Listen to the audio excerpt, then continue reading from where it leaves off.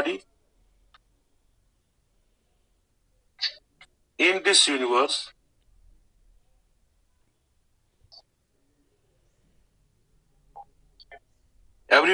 this universe continues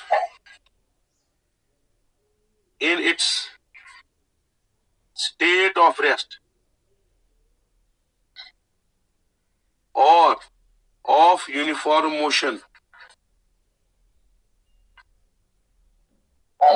or of uniform motion in a straight line unless some external agency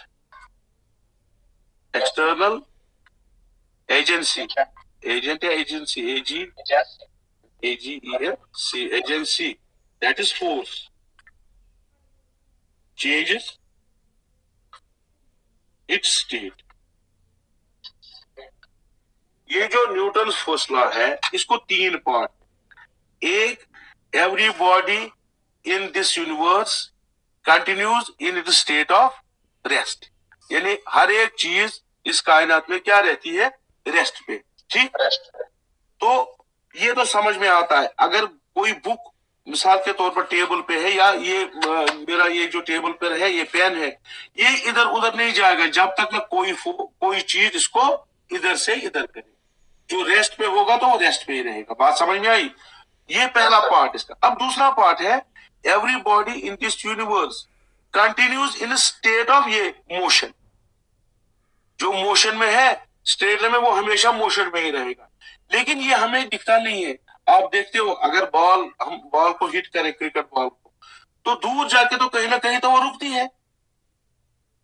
लेकिन Newton law क्या कहता है कि भाई नहीं, जो चल रही स्ट्रेट लाइन में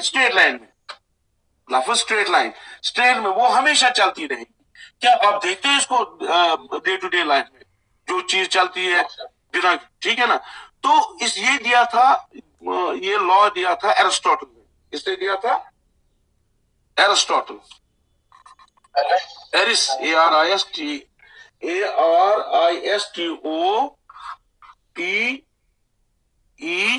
एरिस्टोटल। उसने बोला था कि उसने एक लॉ दिया था, motion, law of motion, Aristotle ने। उसको कहते हैं Aristotle's fallacy.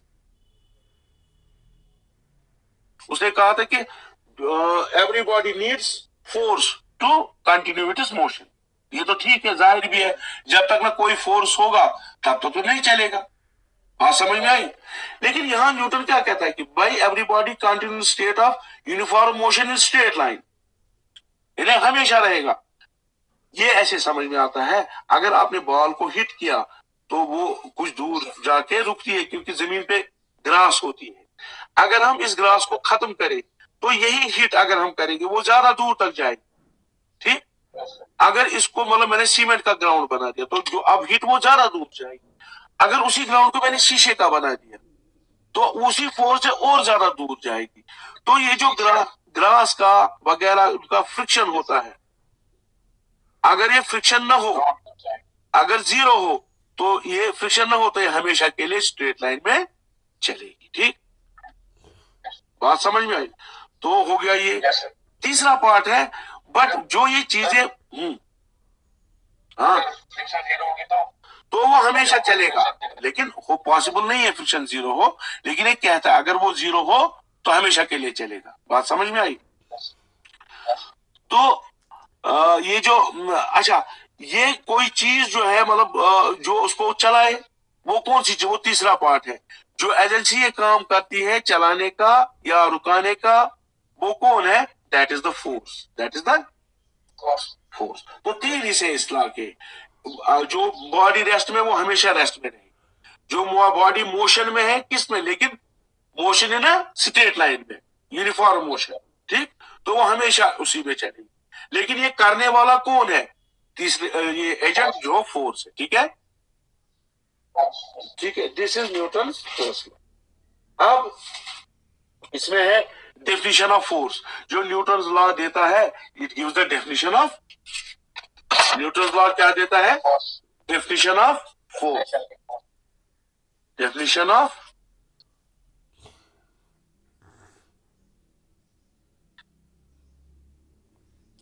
Definition of force. So what is definition of force? Force is something which changes or tries to change the state of body. What state of body? The rest or motion.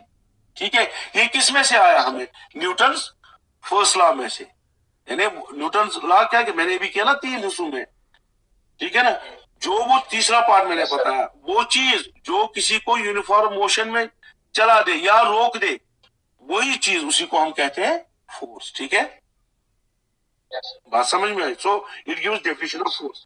तीसरा, first law is also called, Newton's first law is also called as law of inertia. Law of inertia. I-N-E-R-T-I, inertia. Inertia मैंने कल बताया था आपको, inability of a body to change its state of rest or motion by itself. खुद ब खुद कोई मतलब स्टेट चेंज, अगर कोई चीज रुकी हुई है वो रुकी ही रहेगी, अगर कोई चीज चल रही स्ट्रेट लाइन में हमेशा चलती ही रहेगी। तो ये लॉ ऑफ इनर्शिया था। फर्स्ट लॉ क्या कहता है? Everybody in state continues in state of rest. तो अगर रेस्ट में है तो रेस्ट में रहेगी, अगर स्ट्रेट लाइन में मोशन में है तो वो भी लॉ, वो क्या है? वो ऑल्सो लॉ ऑफ इनर्शिया है। यानी रेस्ट, न्यूटन क्या कहता है कि जो बॉडी रेस्ट पे वो रेस्ट पे रहेगी। इनर्शिया भी क्या कहता है? Inability of a body to change the state of rest. दोनों तो सेम हो गए, ठीक। So it is thus called as law of inertia. ठीक है, उसके बाद है आपका Newton second law of motion, very important.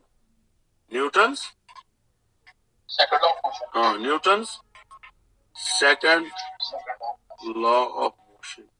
अरे लिखते भी हो या बातें ही करते हो?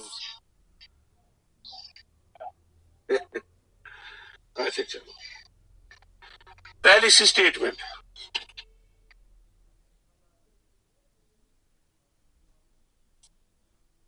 स्टेटमेंट किसका माइक? हारून, हारून का माइक ऑन है? किसकी माइक? और जो स्क्रीन पे किस किस के खुला? सभी का बंद है। मेरा और एक शेम कादरी इसका है। शेम, शेम कादरी, हाँ तो बात करो ना बीच बीच में। तो स्क्रीन पे कितने बच्चे हैं पार्टिसिपेंट्स? 22। उसको स्क्रीन शॉट लेके रखो, फिर मुझे भेजना, ठीक है? Okay sir. अच्छा, now second law, second law, इसकी statement, it states that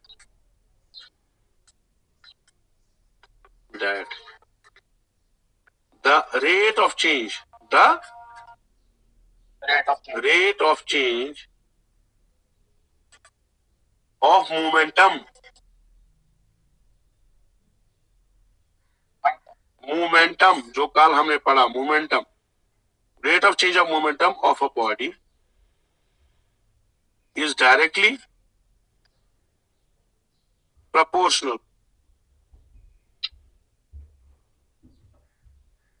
to the applied force, and this change takes place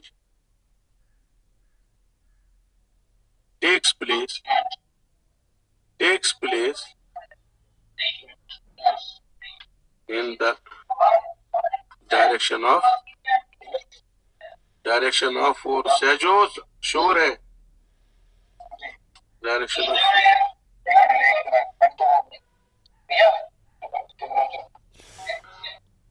सो देखो यहां पर क्या है, it says the rate of change of momentum, यानी rate of change of momentum, यानी अगर हम कभी यहाँ पर बॉडी है, यहाँ पर बॉडी है, इसका मोमेंटम P1 है, ठीक। इसके बाद यहाँ पर इसका मोमेंटम P2 है, इसमें कुछ टाइम लगा, लेटर से डेल्टा टी लगा, कुछ टाइम लगा चेंज करने में, पुश किया इसको, इसका मोमेंटम चेंज हो गया P1 to P2।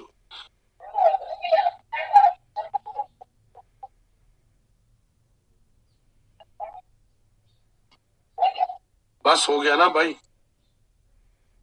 P1 to P2, so there will be a change, that is P2 minus P1, ये हो गया चेंज इन मोमेंटम। टाइम कितना लगा? Delta T. तो ये क्या बन गया, rate of change of momentum. इस पी पी मान इसको भी delta P by delta T भी लिख सकता हूँ। न्यूटन कहता है कि भाई this rate of change of momentum is directly proportional to force. हाँ अभी मैं करूंगा ना पूरा, मैं अभी समझा रहा हूँ।